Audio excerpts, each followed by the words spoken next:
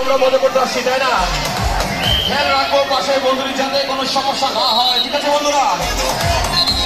Electricity যে কোনো সময় চলে যেতে পারে, টেনশনের কোনো কারণ নেই। 5 মিনিটে আবারও ব্যাক করবো বন্ধুরা।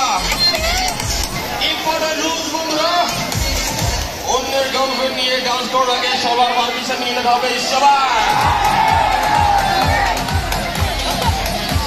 সবার হাতগুলো উপরে দেখবো সবাই।